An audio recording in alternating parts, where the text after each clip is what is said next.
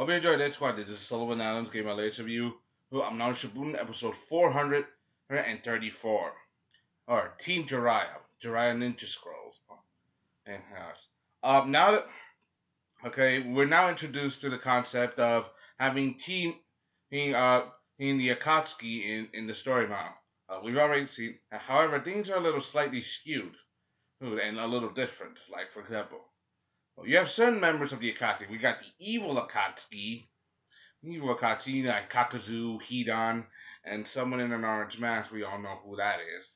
And then there's also the good Akatsuki. The Akatsuki were before, or they were corrupted by Obito or Madara, basically, before they went all cold darkness. Like the shinobis who were basically fighting for freedom in our homeland to make sure that their hidden reign it could stand toe to toe with the five great nations, like trying to make sure their nation, even though it wasn't one of the five great nations, it could stand on its own 2 feet.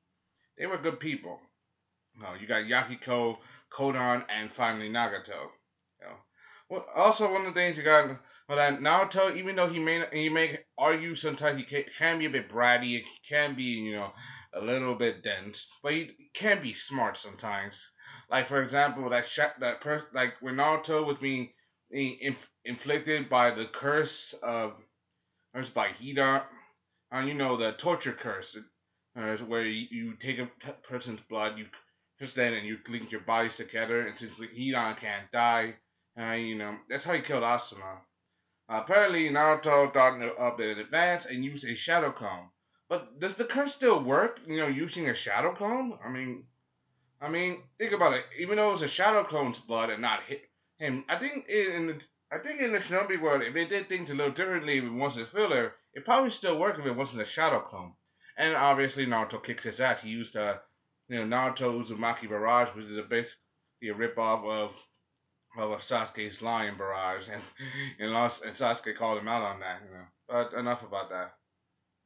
Things are a little difficult because because Shikamaru is fighting Team Jiraiya or the Akatsuki, the good ones, basically. But they keep fighting over nothing. The thing is, they're just butting heads. And one of the things I noticed is that the Akatsuki, the good ones, they were acknowledging that they were Jiraiya students. They were proud of Jiraiya, and Jiraiya was a legend. And how Shikamaru, Aru, Ino, and Choji were all complying that he was the best in the world and stuff. And Tsunade can read, and this is supposed to be about Tsunade reading Jiraiya's book, but this is all, but even though this is just in Tsunade's head, she could tell from the book that Jiraiya is full of himself a lot. I mean. But you gotta imagine this from Jiraiya's point of view. This is supposed to be a fantasy world. It's supposed to be a book of his thoughts, of what he thought things should be. It's an alternate to a different storyline. Like a different deviation, like what could have been and how different it was. But, from Jiraiya's perspective. So, and think about it. When a person writes a story and using the words they use and the way they write, it reflects their mind a little bit, and like for fantasy writers and stuff and novelists, stuff like that. You guys know what I'm talking about. You guys have either read a book or dreamed about writing a book. You know what I'm talking about. Those you haven't, well, yeah. Well, it's understandable. Given the situation, and they're just butting heads, and they think the other one's basically the enemy, but the truth is they're just fighting each other for no reason, basically. And things don't go so well for them. Even though they both ended up not killing each other, it seems obvious that something else is going on. Later you got Team Guy and Team Kakashi. They talk a little bit.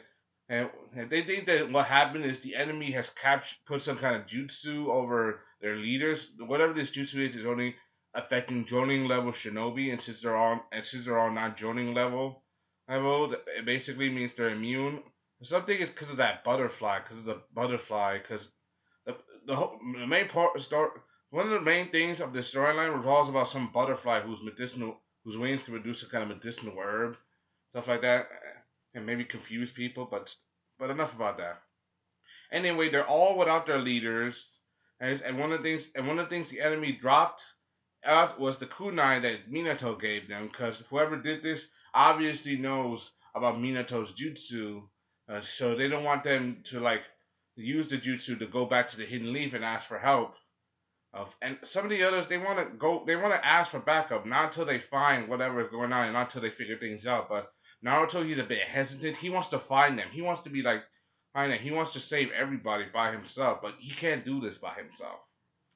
Anyway, Shikamaru's group comes across this village. This village seems dead. Not like dead, like lifeless, like kind of like that, like dead, like deserted, like abandoned mostly. And these two kids, they're going back village for a teddy bear, and we get to see Yahiko, Kodan, and Nagato.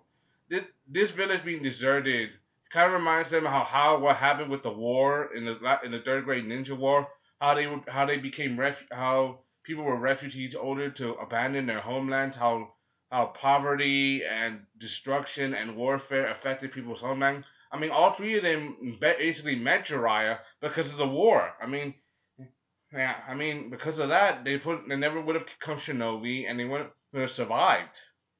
I've been live. I mean, they were just kids, and kids without a parent or guardian or without any certain skills, they don't make it through life very well.